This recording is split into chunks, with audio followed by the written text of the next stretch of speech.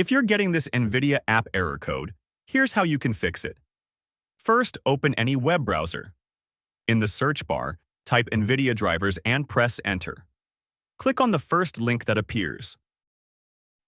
Once you're on the page, select the options that match your graphics card model and system configuration, then click on Find.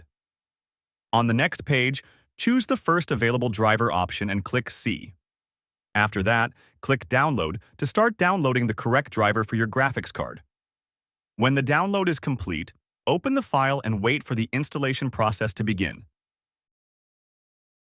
Once the installer window opens, make sure to select the first option, Nvidia driver and GeForce Experience. Do not choose the second option. Then click Agree and continue to proceed. After the installation finishes, the Nvidia app error should be resolved. I hope this guide was helpful. Don't forget to like and subscribe, and I'll see you in the next video.